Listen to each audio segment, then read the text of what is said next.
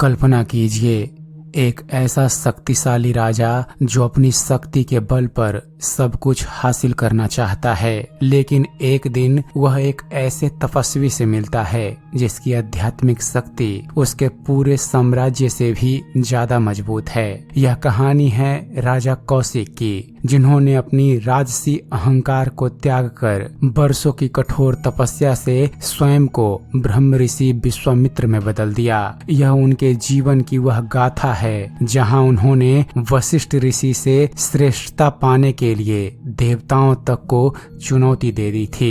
Hello दोस्तों, स्वागत करते हैं आप सभी का अपने चैनल ज्ञान मंथन पर। और दोस्तों, आज के अपने इस वीडियो में हम आपको महर्षि विश्वामित्र के बारे में जानकारी देने वाले हैं कि कैसे एक शक्तिशाली राजा महर्षि विश्वामित्र बन गए। दोस्तों, विश्वामित्र का प्रारंभिक जीवन एक पराक्रमी राजा के रूप में शुरू हुआ जिनका नाम कौशिक था। वह अत्यंत बलशाली और महत्वाकांक्षी राजा थे। एक बार शिकार के दौरान वह अपने दल के साथ महर्षि वशिष्ठ जी के आश्रम में पहुंचे। वशिष्ठ ऋषि ने अपनी चमत्कारी गाय, जिसका नाम नंदिनी थी, उसकी सहायता से राजा कौशिक और उनके पूरे दल का ऐसा भव्य स्वागत किया कि इसे देख राजा कौशिक दंग रह गए। राजा कौशिक को लगा कि ऐसी शक्ति अर्थात कामधेनु गाय उनके राजकोष में होनी चाहिए। तब उन्होंने महर्षि वशिष्ठ से कामधेनु गाय मांगी। वशिष्ठ ऋषि ने विनम्रता से मना कर दिया। इससे क्रोधित होकर राजा कौशिक ने बलपूर्वक कामधेनु गाय छीनने का प्रयास किया।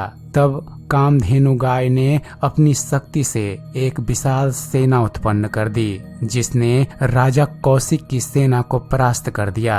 राजा कौशिक समझ गए कि राजदंड अर्थात शारीरिक और राजकीय शक्ति ब्रह्मदंड अर्थात आध्यात्मिक और तपस्या की शक्ति के सामने कुछ भी नहीं है। दोस्तों, राजा कौशिक को इस अपमान से गहरा सदमा लगा। तब उन्होंने अपना राजपाट त्याग दिया और प्रतिज्ञा ली कि वह महर्षि वशिष्ठ से श्रेष्ठ महर्षि बनकर दिखलाएंगे। यहाँ से विश्वामित्र की वर्षों की कठोर तपस्या शुरू हुई। उन्होंने हर प्रकार के सुख, मोह और अहंकार का त्याग कर दिया, लेकिन उनकी तपस्या इतनी आसान नहीं थी। इंद्रदेव को डर था कि विश्वामित्र अपनी शक्ति से कहीं उनका सिंहासन न छीन ले।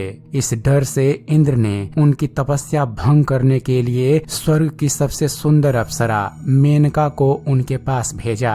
अप्सरा मेनका ने अपनी सुंदरता और नृत्य से विश्वामित्र को मोहित कर लिया। उनकी तपस्या भंग हुई और उन्होंने मेनका से एक पुत्री, जो आगे चलकर शकुंतला बनी, उनको जन्म दिया। वर्षों बाद जब विश्वामित्र को अपनी गलती का एहसास हुआ तो उन्होंने क्रोधित होकर अप्सरा मेनका को श्राप देने की बजाय केवल दुख के साथ उसका त्याग कर दिया और फिर से अपनी तपस्या शुरू कर दी। लेकिन इस बार अपनी तपस्या को सिद्ध करने के लिए विश्वामित्र ने एक और असाधारण कार्य किया।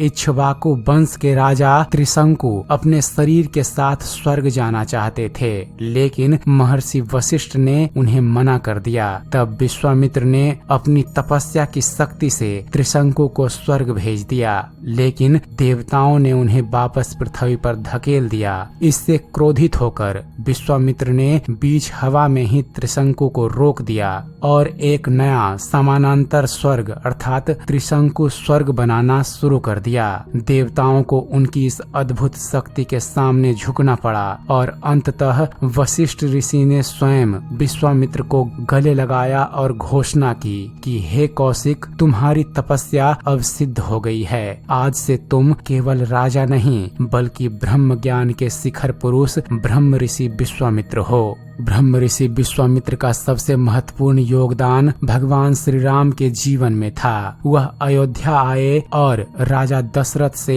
प्रभु श्री राम और उनके भाई लक्ष्मण को अपने साथ वन ले जाने के लिए कहा, ताकि वे राक्षसों से उनके यज्ञों की रक्षा कर सकें। वन में ही महर्षि विश्वामित्र ने प्रभु श्री राम को बला और अति बला जैसी शक्तिशाली विद्याएं सिखाई। उन्होंने प्रभु श्री राम को राक्षसों का वध करना सिखाया और अंततः उन्हें जनकपुरी ले गए, जहां प्रभु श्री राम ने शिव धनुष तोड़कर माता सीता से विवाह किया। महर्षि विश्वामित्र ने प्रभु श्री राम को केवल अस्त्र नहीं बल्कि धर्म और कर्तव्य का ज्ञान भी दिया। महर्षि विश्वामित्र की कथा हमें सिखाती है कि जन्म से प्राप्त पद महत्वपूर्ण नहीं है, बल्कि कर्म और संकल्प अर्थात तपस्या से प्राप्त ज्ञान और विवेक महत्वपूर्ण होते हैं। यह हमें प्रेरणा देती है कि अगर हमारे लक्ष्य के प्रति अटूट समर्पण हो तो हम अपने जीवन की दिशा को पूरी तरह से बदल सकते हैं और असंभव को भी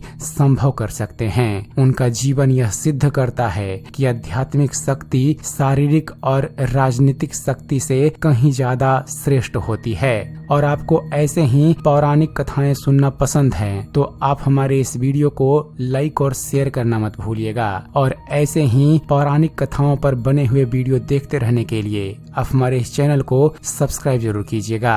हम मिलते हैं आपको अगले वीडियो में एक नई कथा के साथ। तब तक के लिए धन्यवाद।